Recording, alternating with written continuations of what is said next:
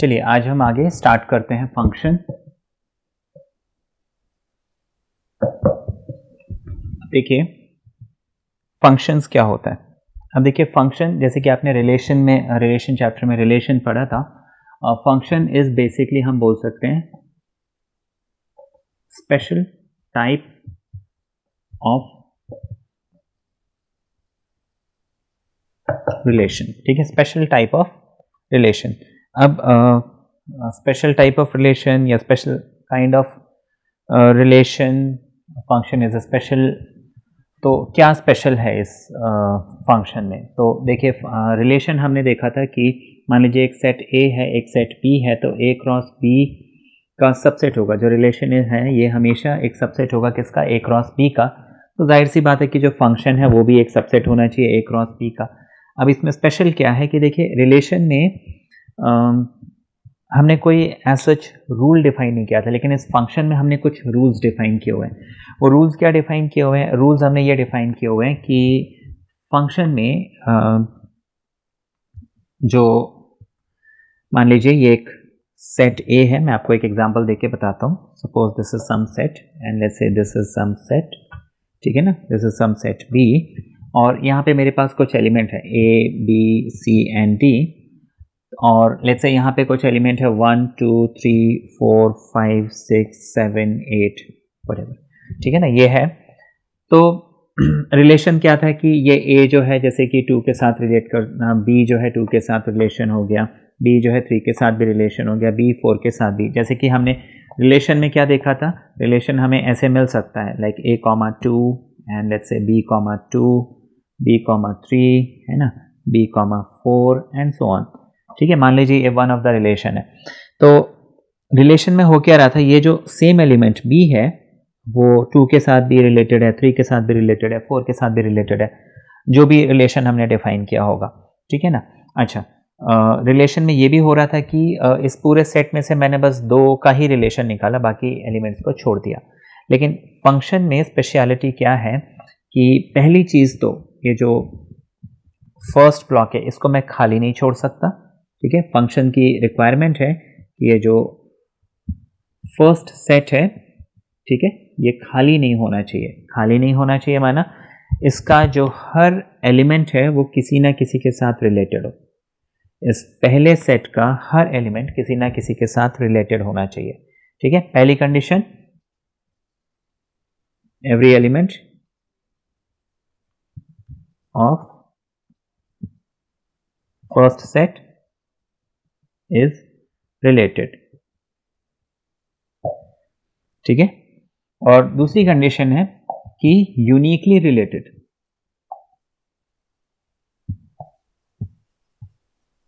ठीक है, अच्छा, इसका हर एलिमेंट रिलेटेड है, ये बात तो समझ में। यूनिकली रिलेटेड बेसिकली हम यहाँ पे ये कहना चाह रहे हैं कि एक एलिमेंट यहाँ पे किसी एक यूनिक एलिमेंट के साथ रिलेटेड है। माना यहाँ पे ये ए जो है यहाँ से किसी एक को चूज करेगा और उसके साथ ही फ्रेंडशिप करेगा, ऐसे हम बोल सकते हैं। जैसे इस ए ने मान लीजिए इस 4 को चूज कर लिया, बस अभी और किसी से जो है रिलेटेड नहीं होना चाहिए। इस बी को भी वो किसी के साथ भी फ्रेंडशिप कर सकता है, लेकिन किसी एक के साथ। सी भी किसी एक के साथ रिलेट हो सकता है, डी भी किसी एक के साथ रिलेट हो सकता है। तो इसमें जितने भी एलिमेंट है सब किसी ना किसी से रिलेटेड होने चाहिए और किसी एक से ज़्यादा से रिलेटेड नहीं होने चाहिए। ऐसे सिचुएशन में हम उसको बोलते हैं फंक्शन। अब यहाँ पे देखिए ज़रूरी बात यह है कि जो पहला एलिमेंट है इसमें कोई भी जो पहला ये सेट है इसमें कोई भी एलिमेंट खाली नहीं है, जबकि यहाँ पे बहुत सारे एलिमेंट हमें खाली मिल रहे हैं, तो उससे हमें कोई फर्क नहीं पड़ता। फिर दूसरी चीज़ विच इज़ वेरी इंपॉर्टेंट कि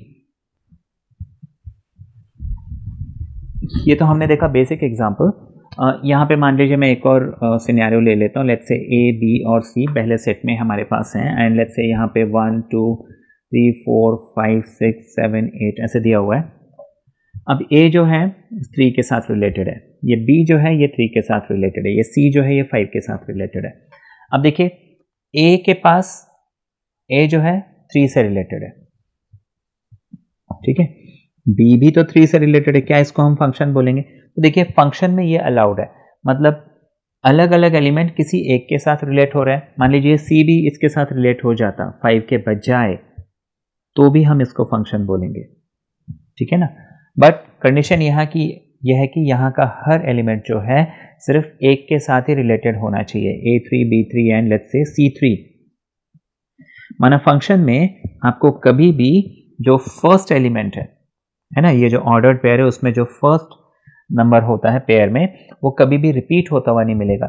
सेकेंड नंबर रिपीट होता हुआ मिल सकता है, लेकिन पहला नंबर रिपीट होता हुआ नहीं मिलना चाहिए, तभी हम उसको फंक्शन बोलेंगे। तो ये हमने एक कंसेप्ट समझा फंक्शन क्या है। अब देखिए ये क्वेश्चन दिया हुआ है, बेसिक सा क्वेश्चन है, आपको बोला लेट f है ना, f be a subset of z cross z। यहाँ पे आपको बता दूं z क्या है, सेट ऑफ इंटीजर्स, ठीक है।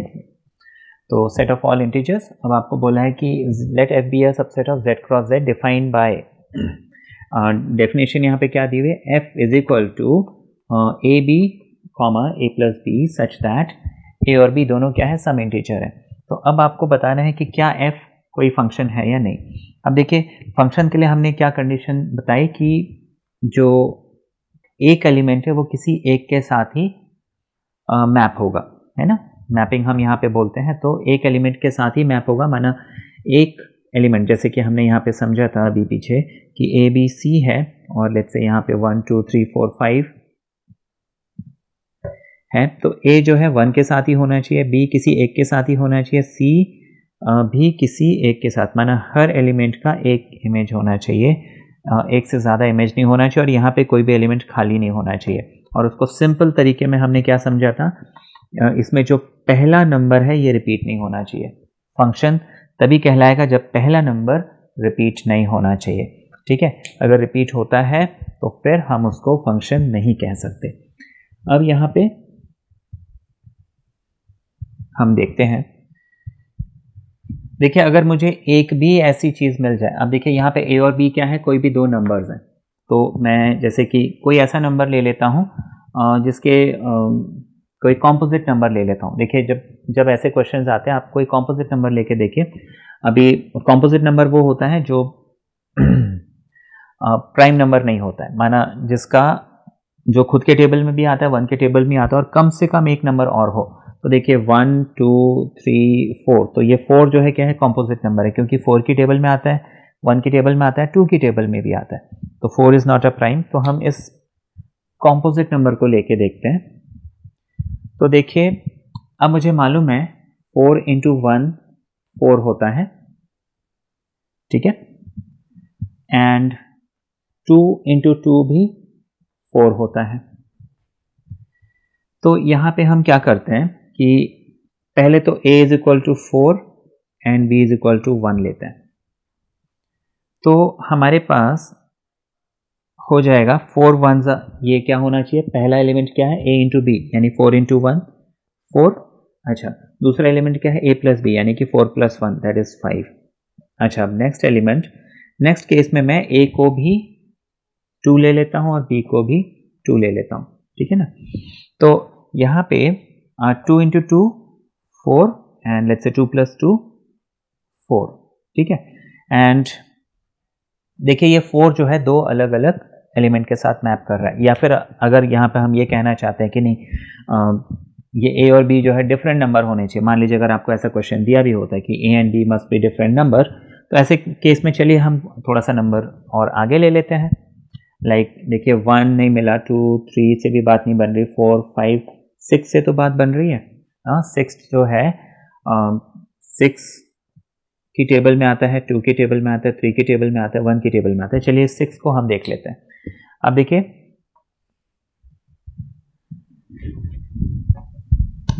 6 के फैक्टर्स, एक तो हो गया 6 इंटू 1 इज इक्वल टू 6 और दूसरा हो गया 2 इंटू 3 इज इक्वल टू 6। अब यहाँ पे इसको हमने a ले लिया, इसको हमने b ले लिया, इसको हमने a ले लिया, इसको हमने b ले लिया। अब तो बात बन गई ना, अब तो डिफरेंट नंबर्स हैं।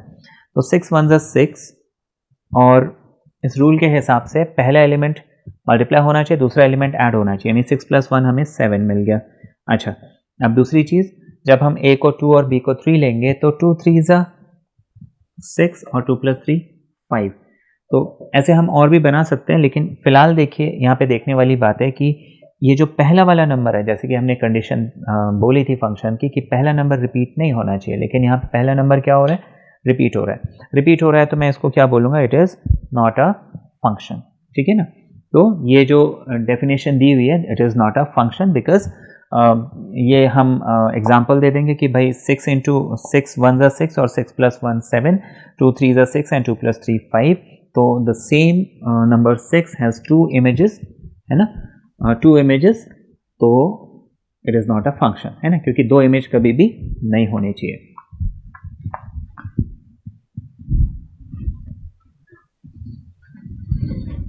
तो इमेज क्या है बेसिकली, जैसे कि मैं आपको वो भी बता दूं, ABC अगर हमने ये बोला और लेट्स से 1 2 3 4 A1 के साथ एसोसिएट हो रहा है, ये इसके साथ, ये इसके साथ एसोसिएट हो रहा है, तो ये जो 1 है इसको हम बोलेंगे इमेज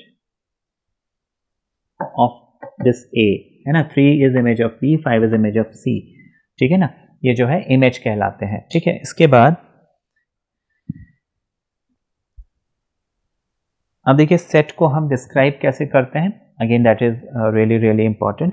अब देखिए सेट को एक तो हम ऐसे लिखते हैं जैसे रिलेशन लिखते थे, curly braces, let's say 1 and 2, 3 and 4, 5 and 6, suppose ये मैंने रैंडमली कुछ भी ले लिया, ठीक है। एक तो फंक्शन को हम ऐसे लिख सकते हैं, दूसरा हम ऐसे भी लिख सकते हैं कि let's say f2 = 1, f4 = 3, f6 = 5, f7 = 12, ऐसे, ठीक है ना। ये रैंडमली या तो ऐसे लिख लें f, या तो हम ऐसे लिख लें, ठीक है। ये तरीका हो गया। और जब ये तो तब पॉसिबल है जब देखिए इसमें जो नंबर ऑफ एलिमेंट्स है वो काउंटेबल है, फाइनाइट है। लेकिन अगर मुझे कोई इनफाइनाइट सेट मिल जाए, ठीक है, लेट्स से मैं एक फंक्शन डिफाइन कर रहा हूँ over set of let's say some integer या रियल नंबर। अब इंटीजर या रियल नंबर ये तो इनफाइनाइट होते हैं ना, तो ऐसे सिचुएशन में हम क्या करते हैं, फंक्शन को डिफाइन करते हैं सम इक्वेशन से। जैसे आपने अक्सर पढ़ा भी होगा f(x) = लेट्स से x², या फिर let's say f(x) = x² - 5x + 6, ठीक है ना। तो इससे हम ये समझेंगे कि फंक्शन बेसिकली क्या है, function is a rule.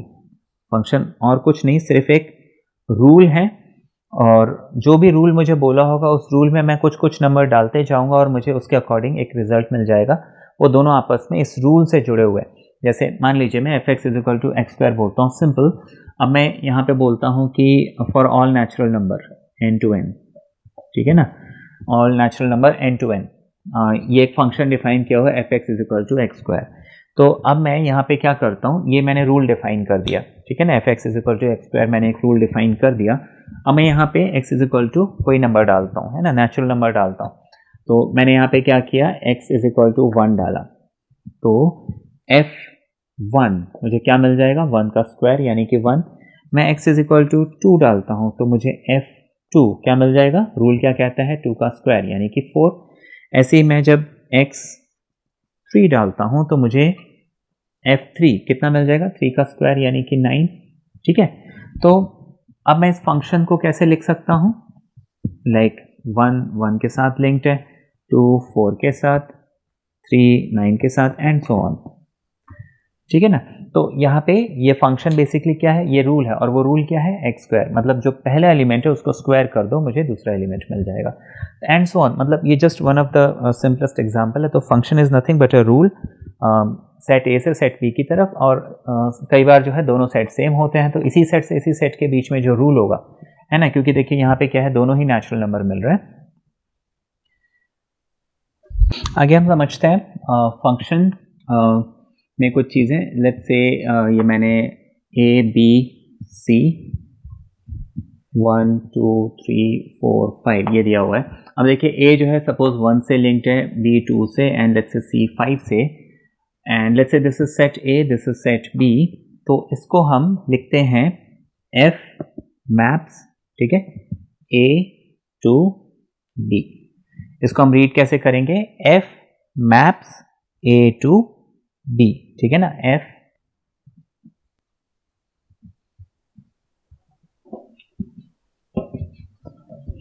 Maps A to B. तो इसको F maps A to B read करते हैं, या फिर F is a function from A to B, इसको हम ऐसे समझ सकते हैं, F is a function from A to B. अब यहाँ पे कुछ चीज़ें, जैसे कि ये हमने इसका सपोज करस्पॉन्डेंस, ये डायग्राम बना लिया।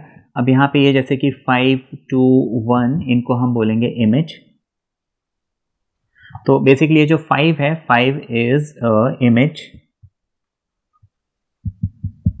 Of, 5 is image of C, ठीक है। इसी तरीके से 2 is image of B, 1 is image of A। अब ये जो C है, ये क्या कहलाएगा, प्री इमेज। तो C is a pre-image of F, sorry 5, B is a pre-image of 2, A is a pre-image of 1 and so on, ऐसे लिख सकते हैं। मोरओवर फंक्शन, हम फंक्शन ऐसे भी लिख सकते हैं, F C is equal to 5, या फिर F B is equal to 2, या फिर लिख सकते हैं F A is equal to 1, ठीक है, ऐसे भी लिखा जा सकता है। तो ये मैंने आपको तरीके बताए फंक्शन को लिखने के। फिर यहाँ पे कुछ इंपॉर्टेंट चीज़ें मैं आपको बताना चाहूँगा। डोमेन रेंज, जब भी हम कोई फंक्शन डिफाइन करते हैं तो इसमें जो हमारा फर्स्ट सेट होता है, जैसे कि इस केस में ये वाला सेट, ये जो फर्स्ट सेट है ए, इस सेट को हम डोमेन बोलते हैं। डोमेन मतलब बेसिकली जैसे कि मैंने फंक्शन डिफाइन किया F X is equal to whatever, ठीक है, इसको एफ एक्स ऐसे भी लिखते हैं, देखिए F maps A to B, ऐसे तो लिखते ही हैं। F X is equal to भी लिखते हैं, जैसे कि यहाँ पे एक्स की जगह सी डाला तो मैंने क्या लिखा, F C is equal to 5, ऐसे लिखा था, F C is equal to 5 ऐसे लिखा था। तो डोमेन यहाँ पे क्या मतलब है, डोमेन माना जैसे कि ये एफ एक्स मैंने लिखा, तो इस एक्स की जगह में क्या क्या वैल्यू डाल सकता हूँ। जैसे मान लीजिए अभी हम एक स्क्वायर वाला फंक्शन लेते हैं,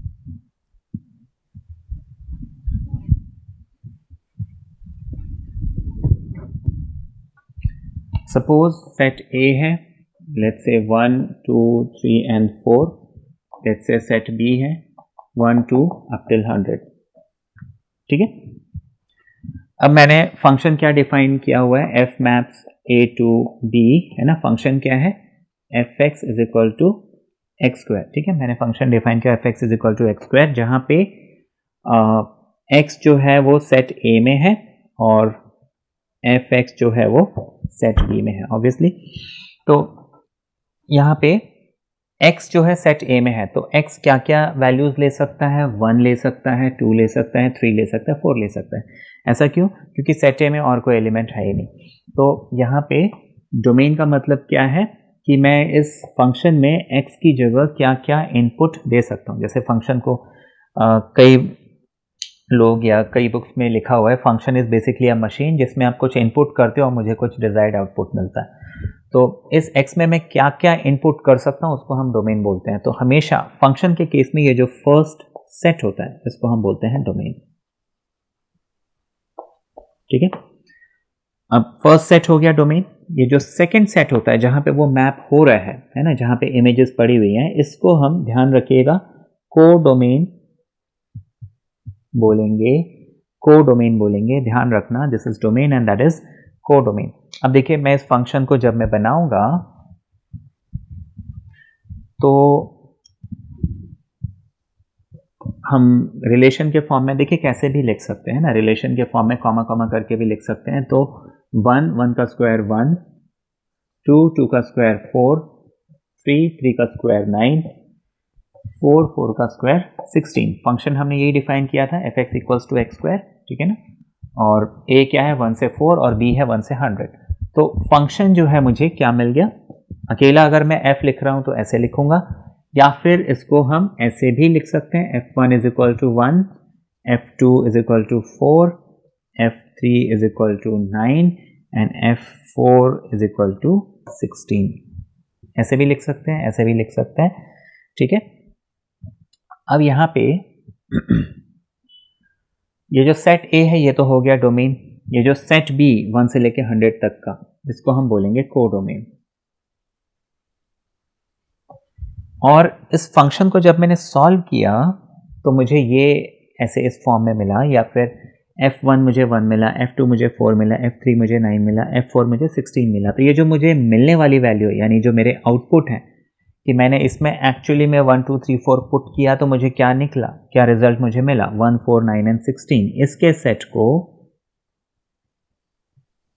हम बोलते हैं रेंज। तो बेसिकली जो नंबर मैं x की जगह डाल सकता हूं, यानी कि सेट A, वो डोमेन होता है। जो वैल्यू मुझे रिजल्ट में मिलेंगी वो रेंज होता है, और जो सेट B होता है उसको हम कोडोमेन बोलते हैं। और हमेशा ध्यान हमें रखना है कि जो रेंज है वो हमेशा एक सबसेट होता है कोडोमेन का। Range is always a subset of codomain, ये हमें ध्यान रखना है। फर्दर हम एक दो एग्जांपल्स देखते हैं, ठीक है, फंक्शन के कॉन्सेप्ट को समझने के लिए। मान लीजिए आपको f(x) is equal to let's से 3x माइनस 4 दिया हुआ है, ठीक है, और f maps n to n बोला है, मुझे चेक करना है, मतलब f maps n to n, चलिए ऐसे हम लिख लेते हैं, वैसे तो ये फंक्शन नहीं है। अब आपको बताना है कि क्या ये फंक्शन है या नहीं। तो यहाँ पे देखिए n फॉर नेचुरल नंबर, तो नेचुरल नंबर से नेचुरल नंबर ये मैप हो रहा है। अब नेचुरल नंबर में मैं जब यहाँ पे 1 डालूंगा, देखिए मैं क्या करता हूँ, f(x) की जगह 1 डालता हूँ, तो यहाँ पे 3x की जगह 1 आ जाएगा, -4, 3 1s are 3 -4 and that is -1। तो जो 1 इज अ नेचुरल नंबर, ठीक है ना। अब जो f maps n to n है, अगर हम बोलते हैं तो ये जो 1 है किसके साथ मैप हो रहा है, -1 के साथ। लेकिन मैंने यहाँ पे क्या बोला, ये फंक्शन कैसा है कि इसका डोमेन नेचुरल नंबर होना चाहिए, तो इसलिए मैंने 1 लिया। अच्छा, इसकी जो रेंज मिलनी चाहिए वो नेचुरल नंबर के अंदर लाई करनी चाहिए। ये जो दूसरा नंबर होता है, जब भी हम ऐसे लिखते हैं f maps whatever to whatever, तो पहला सेट हमेशा डोमेन रिप्रेजेंट करता है और जो दूसरा सेट है वो कोडोमेन रिप्रेजेंट करता है, और रेंज जो है हमेशा इसी का सबसेट होता है, ठीक है। तो अब यहाँ पे मैंने एक कमाल की बात देखी कि डोमेन में एक नंबर 1 है जिसका इमेज है ना, मुझे -1 मिल रहा है, और ये नेचुरल नंबर नहीं है, मतलब ये यहाँ पे है ही नहीं। तो बेसिकली ये जो रिलेशन मुझे बताया, अब ये नेचुरल नंबर है तो 1 2 अप टिल इन्फिनिटी चलेगा, तो ये जो 1 है इसकी कोई इमेज है ही नहीं यहाँ पे भी नेचुरल नंबर 1 2 3 4 अप टिल जो भी होगा, तो यहाँ पे हर एलिमेंट जो है किसी के साथ लिंक हो रहा है, लेकिन ये जो 1 है किसी के साथ लिंक नहीं हो रहा है, क्योंकि 1 इस रूल के हिसाब से -1 से लिंक होना चाहिए, लेकिन मैंने यहाँ पे नेचुरल नंबर बोल दिया तो -1 तो यहाँ है ही नहीं। तो f maps n to n का मतलब it is not a function, लेकिन यहाँ पे f maps n to n के बजाय अगर मैं बोल देता ऑल रियल नंबर, ठीक है, तब ये फंक्शन हो जाता है, क्योंकि उस सिचुएशन में 1 की इमेज जो -1 है वो तो सारे रियल नंबर्स में आता ही है, ठीक है ना। तो this is not a function अगर ये f maps n to n में करता हूँ, ठीक है, ये बात समझ में आई। अब आगे हम एक और एग्जाम्पल ले लेते हैं, जैसे कि आपको बोला है let's say x² minus 2x f(x) is equal to x² minus 2x minus 3। ये आपको कोई भी एक फंक्शन दिया हुआ है, आपको पहले से बोला हुआ है फंक्शन है, और इसका डोमेन आपको दिया हुआ है लेट्स से -2 -1 0 1 एंड 2। आपको बोला है कि आप इसकी रेंज निकालो, ठीक है।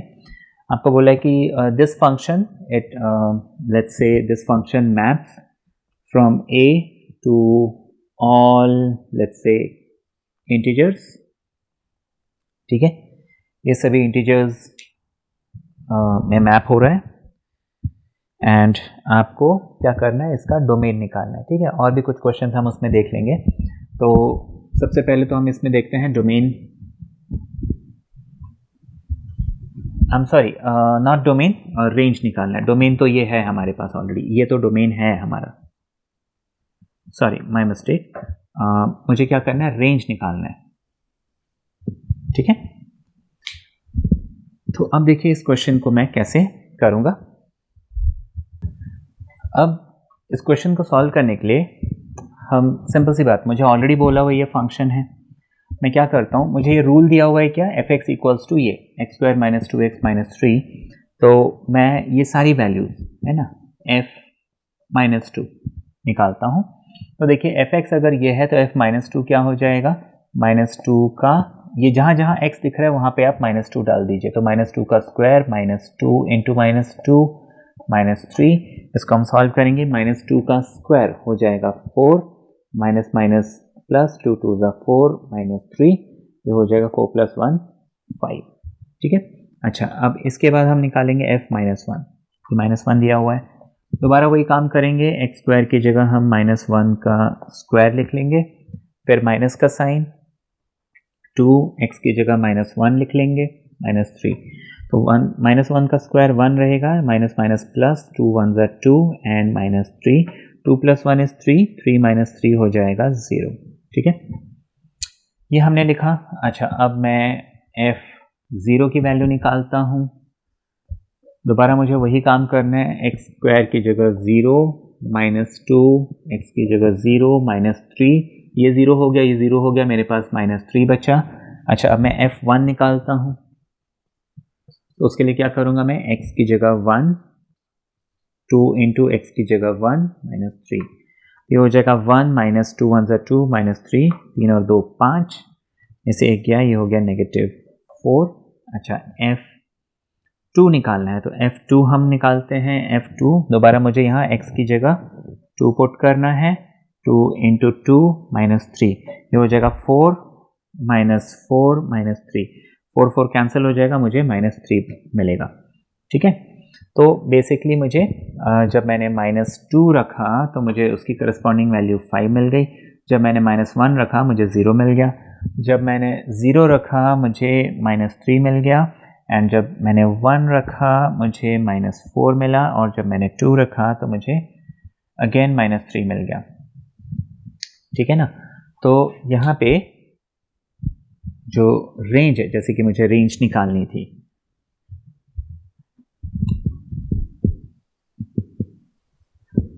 वो हो जाएगा सेट, देखिए 2 के लिए मुझे क्या मिला, 5 मिला, फिर 0 मिला, फिर माइनस 3 मिला, फिर माइनस 4 मिला, फिर दोबारा माइनस 3 मिला है। तो देखिए सेट जब भी हम लिखते हैं हम रिपीट नहीं करते हैं, तो बेसिकली इसको आप चाहे तो रीअरेंज करके भी लिख सकते हैं, कैसे भी, क्योंकि सेट है कैसे भी लिखो कोई फ़र्क तो पड़ता नहीं है। तो दिस इज़ द रेंज, ठीक है ना, ये आपने समझा। आगे देखिए, अब मान लीजिए मुझे वही फंक्शन दिया हुआ है, ठीक है ना, अब ये आपने रेंज तो निकाल लिया, लेट्स से यहाँ पे ना कुछ और चीज़ें दी होती हैं, ये क्वेश्चन कई बार मिलता है, तो मैं आपको जस्ट वो बता दूँ, आपको एफ एक्स ये फंक्शन दिया हुआ है, F maps A to let's say integers दिया हुआ था, आपको बोला है फाइंड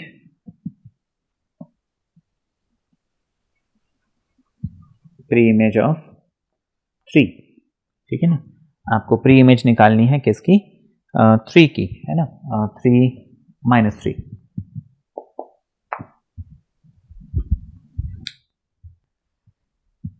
अभी हमने जब इसका रेंज निकाला तो हमें माइनस 3 मिला था, है ना, तो हम वही काम अब क्या कर रहे हैं, उल्टे ऑर्डर में कर रहे हैं, ठीक है। जैसे कि मुझे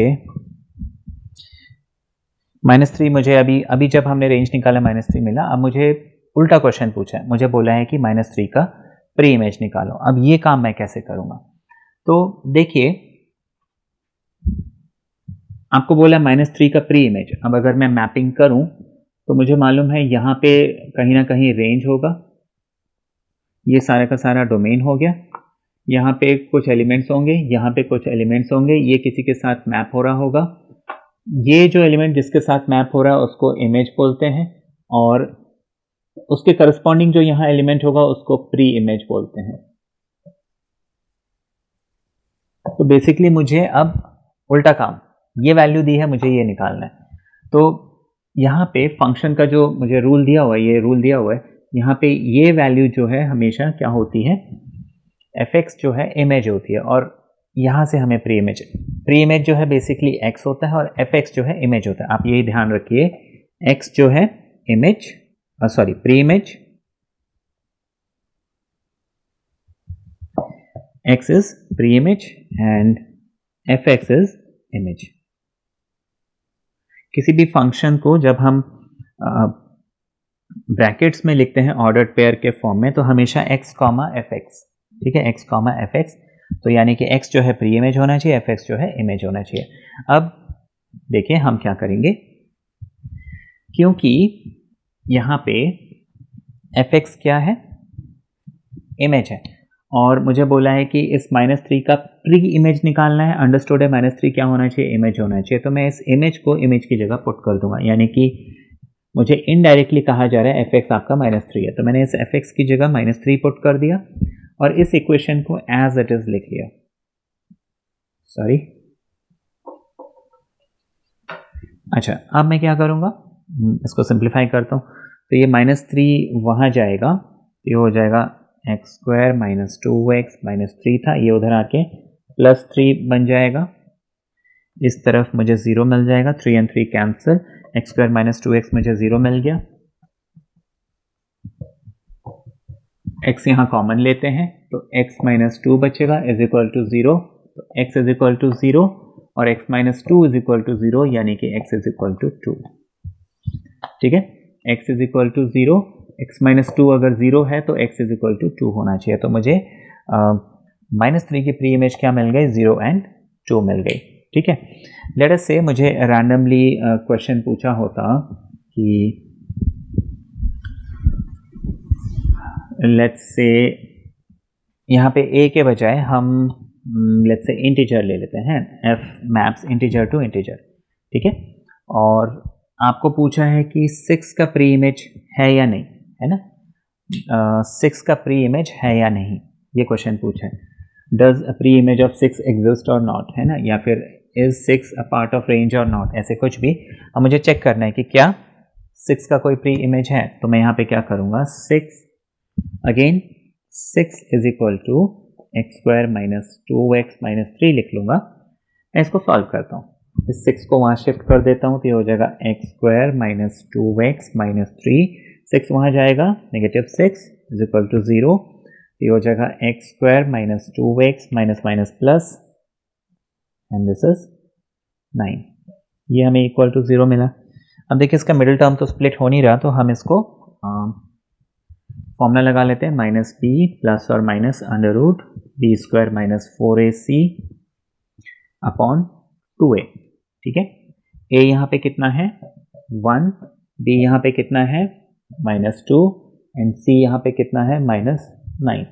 वैल्यूज पुट करते हैं तो ये हो जाएगा -2 प्लस और माइनस √b², यानी कि -2 का square minus 4 × 1 × -9 whole divided by 2 × 1।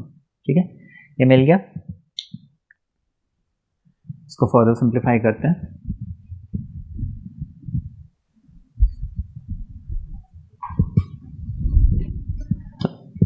Minus minus ये हो जाएगा +2 प्लस और माइनस रूट में 2 का स्क्वायर 4, ये माइनस और ये माइनस मिलके प्लस हो जाएंगे, 4 1 4, 4 9 36 अपॉन नीचे 2 1 2, 36 and 4 is 40, 2 प्लस माइनस √40, 4 10 40, तो हम इसको 2 प्लस माइनस √4 × 10। अब देखिए 4 का रूट 2 आ जाएगा, 2 × 2, तो ये 4 जो है बाहर आके 2 बन जाएगा। ये बात समझ में आई। इसको हम √4 √10 ऐसे लिख लेंगे, √4 जो है 2 बन जाएगा, तो इस √40 को हमने 2 सीधा सीधा 10 लिख लिया, होल अपॉन 2 कॉमन लेके कैंसिल कर देंगे, तो ये 1 प्लस माइनस 1 √10 मिल रहा है। अब देखिए √10 क्या है, इर्रेशनल नंबर है। ठीक है, 1 प्लस √10 या 1 माइनस √10, दोनों के दोनों क्या है, इर्रेशनल नंबर है। और मैंने यहाँ पे क्या बोला था क्वेश्चन में, f जो है z से z मैप हो रहा है ना, मतलब इंटीजर से इंटीजर, अब ये इंटीजर तो है नहीं, तो हम यहाँ पे क्या बोलेंगे कि जो हमने स्टार्ट की थी जिस वैल्यू से यानी 6 से, है ना, तो हम बोलेंगे कि वो जो 6 है उसकी कोई भी प्री इमेज नहीं है। That means 6 is not a part of, 6 जो है इसके रेंज का पार्ट नहीं है, ठीक है, ऐसी कोई भी वैल्यू नहीं है जिसकी इमेज 6 हो, ठीक है।